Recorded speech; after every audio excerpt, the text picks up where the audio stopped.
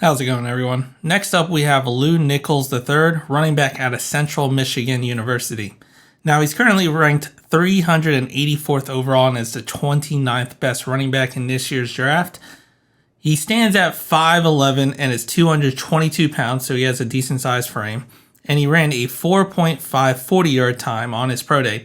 He didn't run at the combine, and he wasn't actually invited to the combine, so we only have his pro day numbers to go off of. And unfortunately, since he ran his pro day so late this year, literally probably just a couple weeks ago, there is no RAS score on him, and he's projected to be a late draft pick or potentially even an undrafted free agent, which is kind of shocking, especially considering his third year in college. So he ended up playing 4 years at Central Michigan University, and he probably stayed 1 year too long, and this definitely hurt his draft stock. So for his first year, he ended up playing 4 games, had 19 attempts for 89 rushing yards, which was good for 4.7 yards per carry. His second year, he had 6 games played, 78 attempts for 508 yards for 6.5 yards per carry, and 4 touchdowns.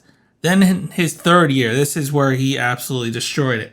Played all 13 games, had 341 attempts for 1,848 yards, which was good for 5.4 yard per carry and 16 touchdowns. He ended up leading the entire NCAA in attempts and yards that year. Then in his fourth year, unfortunately only played 9 games, he was out for 3 games due to an undisclosed injury. They never disclosed it, so we don't know exactly what the injury was. So he played 9 games, had 177 attempts for 601 yards, for 3.4 yard per carry and 6 touchdowns. Definitely a drastic drop after his third year, and that's what's really hurt his draft stock. And it's kind of unfortunate to see how much he dropped from his third year to the fourth year, and it's not entirely his fault. In that third year where he rushed for 1,848 yards, he did have 2 NFL drafted linemen on that squad. So one of them was drafted 57th overall by the Bucs, and then the second offensive lineman that was drafted was 77th overall by the Indianapolis Colts. So he had a very good line to help him open up some holes in where he could just destroy it. Then come the fourth year, unfortunately Central Michigan University, they don't really get that type of talent pool. Like usually linemen that are killing it with Central Michigan University, they've usually been there for 4 or 5 years. It takes them a while to develop. They don't get like instant starters that are just going to destroy their entire collegiate career over there. So he lost 2 NFL ready offensive linemen, and it showed in his production. The holes just weren't there, and he just did what he could out of what he had there. So what's to like about Lew Nichols? Well, he has pretty decent size. He could withstand a bit of the force that comes with being a running back in this league. He does play with a low center of gravity, which is very good to see. Always want that in your running backs. He has excellent vision. It kind of reminds me a little bit like Le'Veon Bell back in the day when he was with the Steelers, where he was very patient. He was able to see the holes that the offensive lineman opened up for him and was able to quickly accelerate through the hole and just explode through it to get as many yards as possible. He kind of reminds me in that sense. Now, I'm not saying he's entirely Le'Veon Bell, just his patience in being able to see where the holes are going to open up. He has very great balance, and he's pretty decent in the pass protection as well. So he has a lot of the basics for a running back.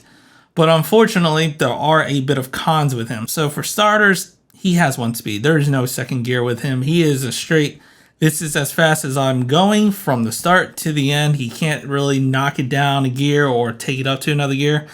And in turn, he also has no breakaway speed. He ran a 4.5 40-yard dash.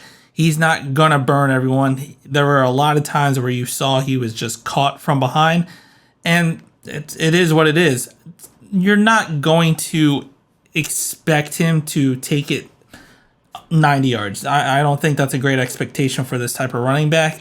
If you're looking for a more super fast running back, this isn't the guy that you want. This is more of like patient, slight bruising running back. And to add to the fact he has no breakaway speed, he also really doesn't have any elusiveness. He is pretty much a straight line running back. He's a little shifty, like he can slightly turn direction, but he's not gonna break ankles and he's not gonna run away from you. So and this is where he's starting to drop. He also has no type of route running ability, and he's not really going to wow you in the pass game.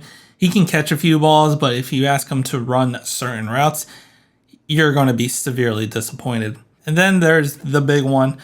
He needs to develop and get better, and he could learn this very fast in the NFL. So it's not maybe a huge knock, but until he fixes it, it's a huge knock. He needs to understand and learn where to place the ball. And what I mean by that is if he's running on the outside, let's say it's an outside zone, he's running to the edge to the right side. Your ball should be on the right side towards the sideline away from the defenders, especially if there's an end right there trying to get away from the tackle.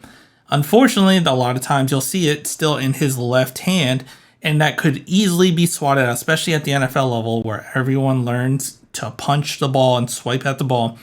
It makes it a little bit too easy or more easier for a defensive end to swat at that ball while he's trying to turn the corner. So he needs to learn better ball placement. And like I said, that can be easily taught during training camp and maybe the mini rookie camp. So I'm not entirely too worried that he won't get away from that, but it's going to be something he's going to have to change as soon as he comes into this league of whoever decides to draft or sign him. But despite all that, a lot of scouts do think he could be a 3-down back, and a team that ends up drafting him, if they take a year or two to develop him, could become a pretty reliable starter. He's already shown that he can handle a full workload. He handled 300 plus attempts his third year. So there's no doubt that his body would be able to hold up to that. Granted, we don't really know what his undisclosed injury was that put him out for 3 games last year was, but there is history showing he's able to withstand a good workload. He's just going to need a very good line because I don't think he's going to be able to make things entirely happen on his own, especially if no holes are being created. If no holes are being created amongst the offensive line, he's probably going to have a bad time. But let me know what you think down in the comments. If you liked the video, hit the like button, subscribe to the channel, and as always, go Pack Go.